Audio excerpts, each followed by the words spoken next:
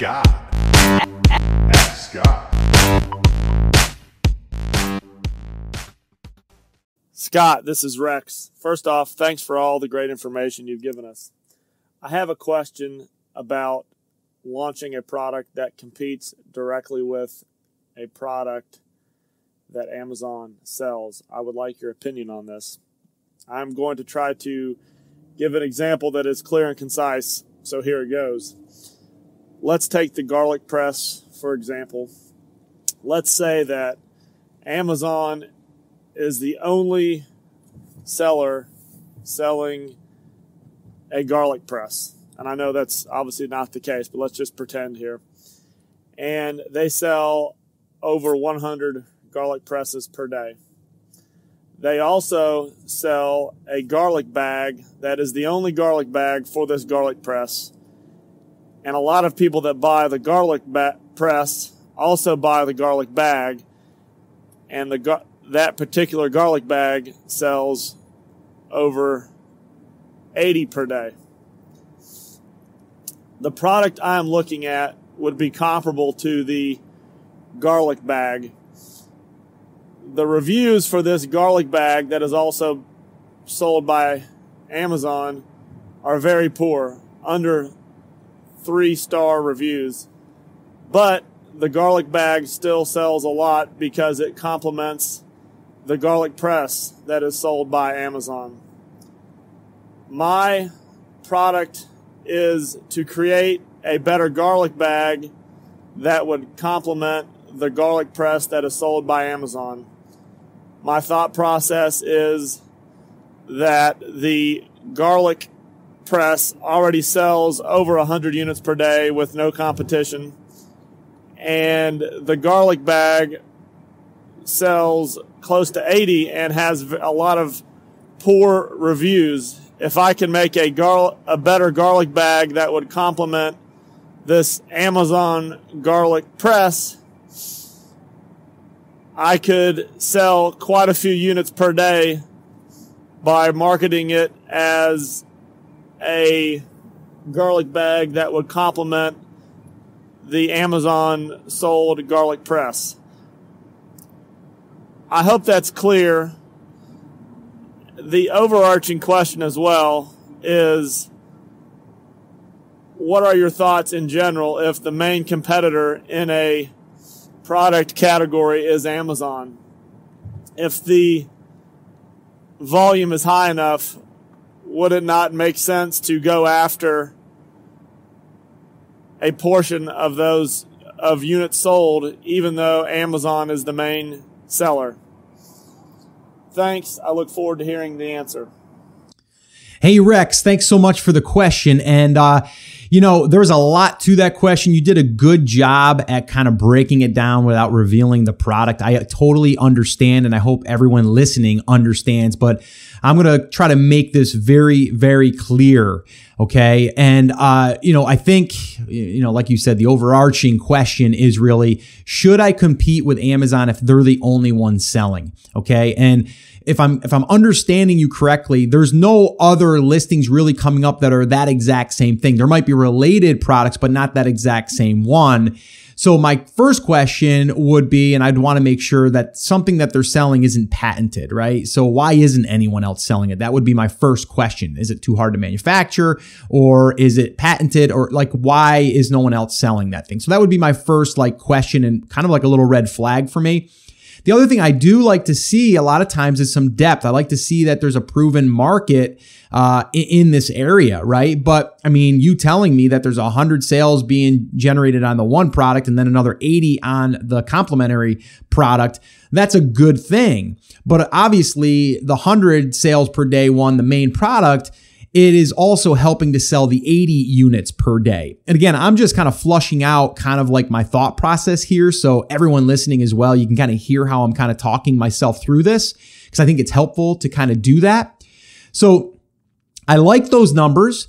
I think they're great, because I think if they are the only ones selling this type of product and accessory, and you come in and you create like an off brand of it, or even just a better brand, right? And especially by listening to those reviews, then you have a lot of different things that you can position it as, being a better product. I think that's great. And even if you only get 20 sales per day from each of those, I like that. We never talked about price. We never talked about profit margin. We never talked about any of that stuff.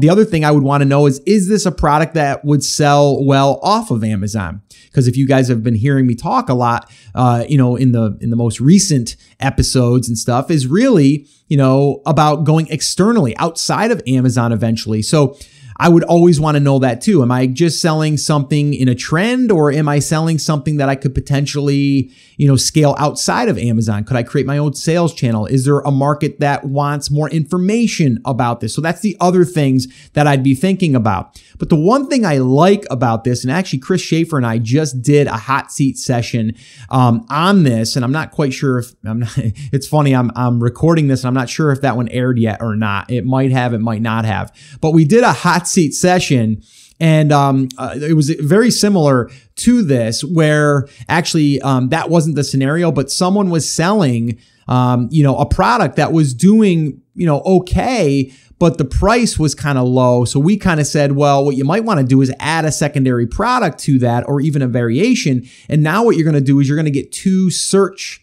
keywords for each product that could lead people to buying one or the other, or both. So in your case, I'd be thinking about, okay, I can start by selling that complementary product, right? And then I could possibly even sell the main product, the garlic press, right? The garlic bag and then the garlic press. If I could do that, that would be great. And then I'd be thinking, okay, what else could I sell and add to this? What are other people buying with this product? So again, that's what I would be thinking. But when people ask, would you directly compete with Amazon? And the answer is generally yes, because generally, Amazon doesn't do a great job marketing their product. They just put it up there and it kind of does what it does. They don't do a lot of advertising or anything like that. So you can usually rank pretty decently. So that's why I like to see more than just one seller in there, because then I can say, okay, well, Amazon's taking 100 sales, but position 2, 3, 4, 5, 6, 7, 8, 9, and 10 are all grabbing 10, 15 sales a day themselves. So I'll just go after one of them. But you really won't know until you can actually test this. So that would be my next question. It would be, okay, Rex, can you test this thing by getting 100 units or 500 units without, it being a $50 product, of course? Can you test the market? Can you test this theory? And then if you can, then I would go down that route. So I don't know if this has been 100% a direct answer. I don't think it has, because I would need more information, but hopefully you can see the process that I'd be going through to decide if this is something that I would want to test. There's a lot of different variables in anything. It ultimately comes down to taking a little bit of a risk and testing that market. But hopefully this has been helpful to you or anyone else out there asking themselves, can I compete with Amazon? The answer is pretty much yes. But again, I would think a little bit further. I would think okay, can I also market this outside of Amazon? If I can, then I'm really not risking that much, because I know that I could always go out there and start selling this to my customer list or my prospect list, talking about some of those other things that I've mentioned in the past. So hopefully, I know that was a long-winded answer, but you kind of had a long-winded, a question there, Rex, but I understand you had to explain it, and you did a very good job at doing that. So I hope that this helped you. I hope this has helped anyone else.